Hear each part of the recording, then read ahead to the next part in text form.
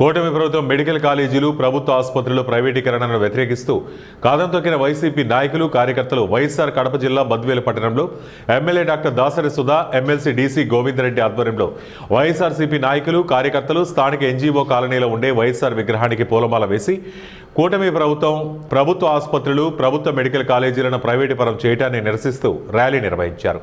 పట్టణంలో పలు ప్రాంతాల్లో నినాదాలు చేస్తూ ఆర్డీఓ వరకు ర్యాలీ నిర్వహించి అనంతరం ఆర్డీఓ కార్యాలయం చేరుకుని వినతి పత్రం సమర్పించారు. అనంతరం కూటమి ప్రభుత్వంలో జరుగుతున్న ప్రజా వ్యతిరేక విధానాలపై వారు ప్రసంగించారు.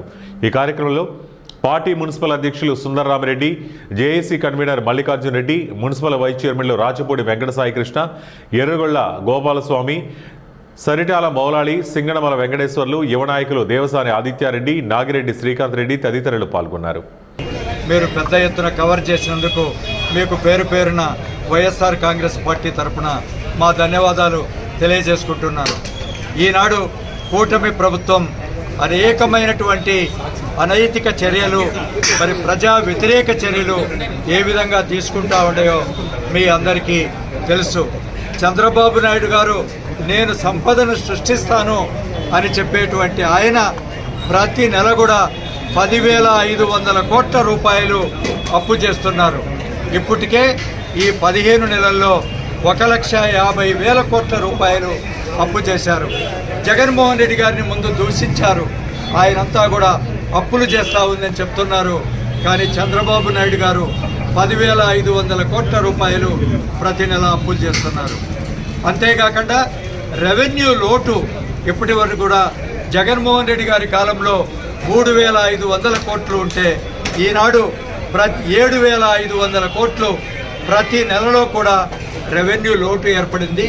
సంవత్సరానికి రెవెన్యూ లోటు నేను 45,000 కోట్ల రూపాయలు పెడతానని బడ్జెట్ ఇచ్చినటువంటి ఈ పెద్ద మనిషి ఈ 6 నెలలకే దరిదాపు 50,000 కోట్ల రూపాయలు రెవెన్యూ లోటు చేశాడు.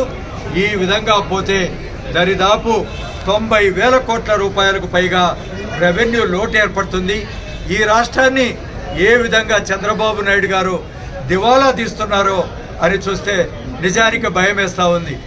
ఆనాడు జగనన్న వాస్తవం చెప్పినాడు, ఇంతకంటే నేను ఎక్కువ ఈ పథకాలు మరి తీసుకురాకపోవడం ఎఫెక్ట్ ఇప్పుడే కనిపిస్తుంది. అదే తెలంగాణకు ఇక్కడికి ఈరోజు నీట్లో సీట్స్ ఫిల్అప్ అవుతుంటే మనం ఏపీలో కనీసం 480 పైన మార్క్స్ వచ్చిన ఓపెన్ కేటగిరీ విద్యార్థులకు సీట్లు రావటం లేదు. తెలంగాణలో అంతకంటే తక్కువ మార్కులు వచ్చిన వాళ్ళకి ఈరోజు మెడికల్ సీట్స్ వస్తున్నాయి. ఇదే మెడికల్ కాలేజీలు వీళ్ళు పూర్తి చేసి తీసుకొస్తే జగనన్న ఏదైతే చెప్పారో మనకు అవైలబుల్ ఉండే 2,400 సీట్లకు అదనంగా ఇంకొక 2,400 సీట్లు యాడ్ అయ్యేవి. మనలో ఎంతోమంది పేద విద్యార్థులు వైద్య విద్యను అభ్యసించేవాళ్ళు. కాబట్టి ఈ ప్రభుత్వము ఇంకొక ముఖ్యమైన విషయం ఏంటంటే మన ముఖ్యమంత్రి గారు ఇప్పుడు చంద్రబాబు నాయుడు గారు గతంలో 14 సంవత్సరాలు ఆయన ముఖ్యమంత్రిగా చేశారు. కానీ ఆయన హయాంలో ఎన్ని మెడికల్ కాలేజీలు, ప్రభుత్వ మెడికల్ కాలేజీలు తెచ్చారు? కేవలం ఏసీఎస్ఆర్ నెల్లూరు, పద్మావతి మెడికల్ కాలేజీలు ఒక్కటే ప్రభుత్వ మెడికల్ కాలేజీలు వచ్చినాయి. ఆయన టైంలో కూడా వచ్చినాయి మెడికల్ కాలేజీలు, కానీ అన్ని ప్రైవేట్ మెడికల్ కాలేజీలే. దీన్ని బట్టే ఈ ప్రభుత్వం ఎంత ప్రైవేట్ అంటే కార్పొరేట్ వ్యక్తులకు కొమ్ము కాస్తుందో మనం అంతా అర్థం చేసుకోవచ్చు. జగన్ అన్న పదే చెప్పినారు, విద్య వైద్యం అన్నది పేద ప్రజల జీవితాన్ని మారుస్తుంది. కాబట్టి అది రెవెన్యూ రాకపోయినా జగన్ అన్న పేద ప్రజల వెనకాలండి ఎంత చేశారో మనం అంతా చూసాం. ఈరోజు ఖచ్చితంగా వీళ్ళు ఇంత పోరాటం చేస్తూ 1 కోటి సంతకాలు సేకరించి మేమంతా కూడా ఎక్కడ పార్టీ పరమే